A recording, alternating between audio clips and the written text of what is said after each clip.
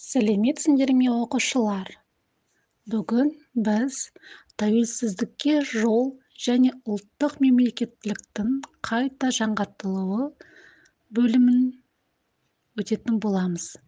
Сабақтың тақырыбы мемлекеттік егемендікті қалпына келтіру жолындағы қазақ халқының күресі. Оқу мақсаты Қазақстанның мемлекеттік егемендігінен айырылуының себеп-салдарын анықтау.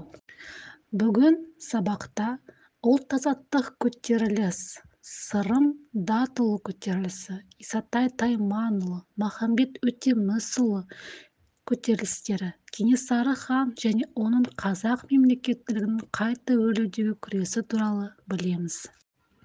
Балалар, сабақты бастамас бұрын тәуелсіздік деген сөзді қалай түсінесіздер? Көтеріліс ұғымын қалай түсінесіздер? Ұлт-азаттық күрес деген сөздің мағынасын ашып түсіндіріп көріңіздерші. Суретке назар аударыңыздар. Қандай оқиғаларды байланыстырар едіңіз? Қалай ойлайсыз? Және қандай қорытындыға келер едіңіз? Балалар, қазақтардың ұлт-азаттық күресінің бірнеше кезеңін бөліп көрсетуге болады. Бірінші кезең 18 ғасырдың соңы мен 19 ғасырдың бірінші жартысы. Монархиялыққа, жақсы патшаға сену кезеңі және хан билігін қалпына келтіру үшін күрес уақыты.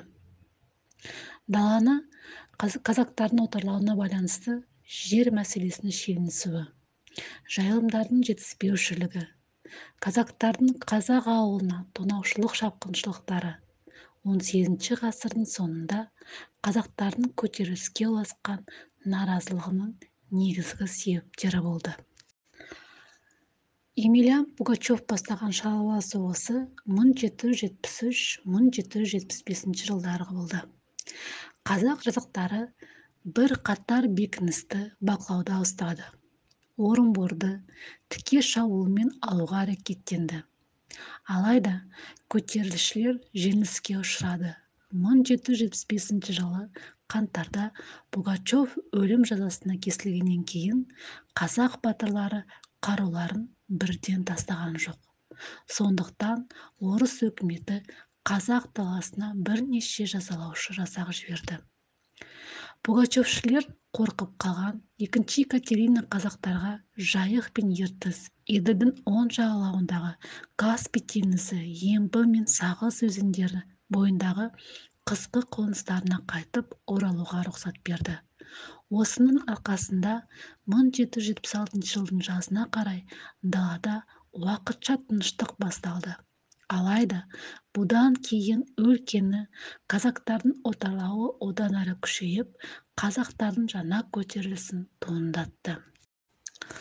Сырым Датұлы 1712-1802 жылдары аралығында өмір сүрген. Сырым Датұлы Ресей патшасының отарлау саясатына қарсы күрескен кіші жүз қазақтары көтерілісінің көрнекті басшысы, атақты батыр, әйгілі шешен. Шыққан тегі кіші жүздің Байұлы тайпасының Байбақты руынан.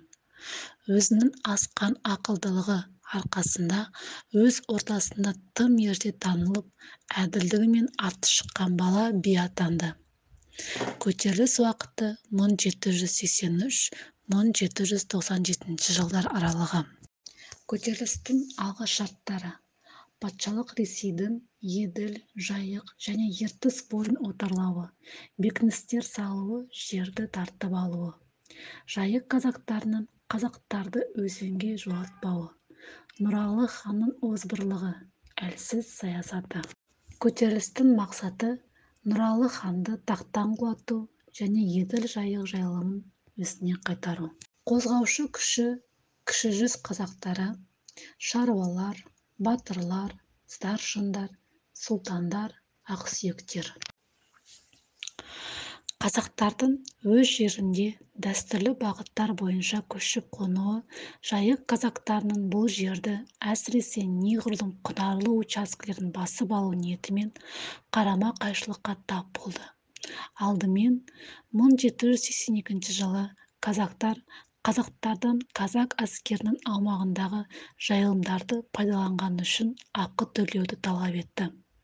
Кейін қазақтарға жайықтың оң жағалауына өтуге мүлдем тыйым салды. Жылқы мен малдың тәркіленуі ұлы далада аштық тудырған 1783 жылғы қыстағы жұт жағдайды қиындата түсті.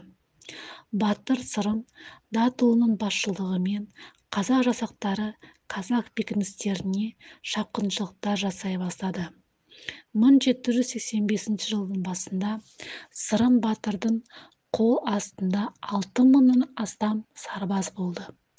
Көтерілісшілер Жайық өзенінің ар жағындағы жерлерді қазақтарға қайтаруды, қазақтардың шабуылдарын тоқтатуды, Ресей қойған Нұралы ханды биліктен шеттетуді талап етті. 1786 жылы сәуірде хан Орынборға қашты. Уфаның жергілікті әкімі Игельстром ұлы даладағы хан билігін жоюға әрекеттенді. Мұның сәті түспегендіктен тағы да орыс әкімшілігін бекітуімен Ералы хан болды. Қазақтардың наразылығы артып, көтеріліс бүкіл батыс Қазақстанды қамтыды. 1796 жылы орыс үкімет орындарының ұсынуымен кіші жүзге Есім Сұлтан хан болып жарияланды. Хандық билік отаршылдарды қолдаушы билікке айналды. Хан өзін орыс отаршылдық билігінің адал қызметшісі ретінде көрсетті. Сондықтан 1797 жылы көктемде Сырым жасақтарының бірі Есім ханның ауылына шабуыл жасап, оны өлтірді. Кейін Орынбор әкімшілігі Айшуақ сұлтан бастаған хан кеңесін ұйымдастырды. Осымен Сырым Датұлының көтерілісі аяқталды. Оның оңды нәтижелері жайықтың оң жағасына көшіп қонуға мүмкіндік берілгендігі және жайық қазақтарының қазақтарға шапқыншылықтарын бәсеңдеуі болды. Исатай Тайманұлы мен Махамбет Өтемісұлының басшылығымен болған көтеріліс 1836-1838 жылдар аралығында болды. Көтеріліс Бөкей ордасында Бөкей ханның ұлы Жәңгір ханның кезінде өтті. Жәңгір хан император сарайымен тығыз байланыста болды. Ол өзін далалық ханнан гөрі губернатор және патшалықтың адал қызметшісі ретінде ұстады. Бөкей ордасы қазақтарының наразылығын, жердің тапшылығы, жер иеліктерін, хан айналасындағылардың басып алуы, салықтық езгі, патша шенеуніктерінің жүгенсіздігі туындады. Көтеріліс 1836 жылы би Исатай Тайманұлы мен ақын Махамбет Өтемісұлының басшылығымен басталды. 1836 жылы Исатай мен Махамбет өз туы астына 2000-дай адамды жинады. 1837 жылы қазан айында олар 2 апта бойы хан ордасын қоршады. 1838 жылы 12 шілдедегі шайқаста көтерілісшілер нағыз ерлік көрсеткенімен жеңіліске ұшырады. Көтеріліс басып жанышталды, ал оның көсемі Исатай қаза болды. Кенесары Қасымұлының басшылығымен болған ұлы-азаттық соғыс 1837-1847 жылдар аралығында болды. Сұлтан Кенесары Қасымұлы қазақтардың шашыраңқы күштерін біріктіре алды. Шыңғыс хан ұрпағы болғандықтан Кенесары хан атағын иеленуге және хан билігін қалпына келтіруге қол жеткізді. Ол патша әскерлеріне қарсы 10 жылдай күресті. Кенесары жасақтарын оның туыстары сұлтандар, сондай-ақ батырлар да басқарды. Негізгі әскери күш орта және кіші жүздің жігіттері болды. Көтеріліс басталғаннан кезде Кенесары көптеген жеңіске жетті. 1838 жылы тамызда Ақмола бекінісін басып алды. Кенесары орталық Қазақстанның үлкен аумағына бақылау жүргізді және патша үкіметі елеулі жеңілдіктерге баруға мәжбүр болды. 1840 жылы Кенесарыға кешірім жарияланып, оның туысқандары тұтқыннан қайтып оралды. Орыс әскерлерінің ұлы далаға жазалаушы жорықтары біраз уақытқа тоқтатылды. 1841 жылы Кенесары Қасымұлы хан болып сайланып, қазақ мемлекеттілігі қалпына келтірілді. Кенесары ханның кезінде құрамына беделді адамдар кірген кеңес жұмыс істеді. Кенесары өзінің сенімді тұлғалары арқылы мемлекетті басқарды. Ханның өзі жоғарғы сот болды. Рулар арасындағы сот істерін шешу үшін билер тағайындалды. Жергілікті жерлерде хан жарлықтарының орындалуы мен салықтардың жиналуын жасауылдар қадағалады. Олар ауылдарды аралап, Кенесарының үндеуін таратты және халықты күреске көтерді. Неғұрлым дәстүрлі салықтылық жүйе енгізілді. Тұтастай алғанда, Кенесары реформалары соғыс уақыты жағдайларында билікті қатаң орталықтандыруға бағытталды. Кенесары хан қатаң тәртіпке бағынған атты әскер құрды. Әскер мыңдықтан жүздікке бөлінді. Мерген басы атқыштар жасақтарын басқарды. Артиллерияға жаяу әскері болды. Көтерілісшілер жаңа әскери іске қашқын орыс солдаттары мен башқұрттарды үйретті. Әскери айрым белгілері енгізілді. Кенесары өзін шебер қолбасшы ретінде танытты. Оның жігіттері көбінде айналып өтіп, ту сыртынан кенеттен шабуыл жасады.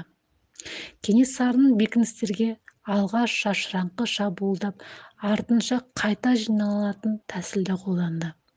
Бұл тәсіл қарсыласқа естен танарлықтай әсер етті. Шегінген кезде Кенесары даланы өртеп, жау сусыз қалу үшін құдықтарды бұзып кетті. Ресеймен соғыстағы үзілісті пайдаланып, Кенесары Қоқан мен Сырдария бойындағы қалаларды азат ету соғысын бастады. 1845 жылы күзде орыс әскерлері шабуылға көшті және Кенесары оңтүстікке қарай шегінді.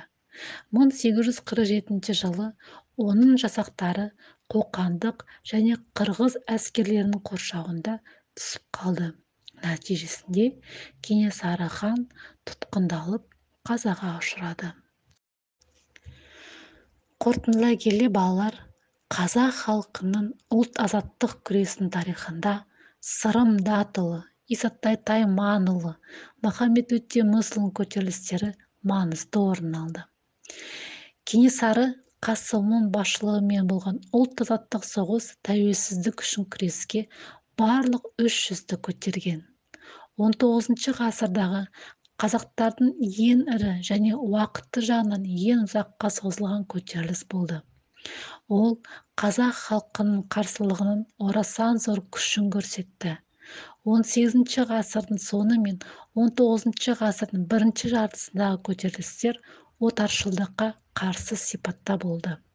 Олар патша өкіметін белгілі бір жеңілдіктерге баруға мәжбүр етті. Көтерілістер қазақ жүздерінің бытыраңқылығынан, іс-әрекеттерінің үйлестірілмегендігінен, сондай-ақ көтерілісшілердің жақсы қаруланған патшаның тұрақты әскерімен салыстырғанда жауынгерлік дайындығының нашарлығынан жеңіліске ұшырады. Балалар, енді бүгінгі өткен тақырып бойынша түсініктеріңді тексеріп, оны одан әрі бекіту үшін сабағымыздың тапсырмасына көшейік. Балалар, бүгінгі тақырып сіздерге түсінікті ме? Егер түсінікті болса, осымен сабағымыз аяқталды. Келесі білім алаңында кездескенше.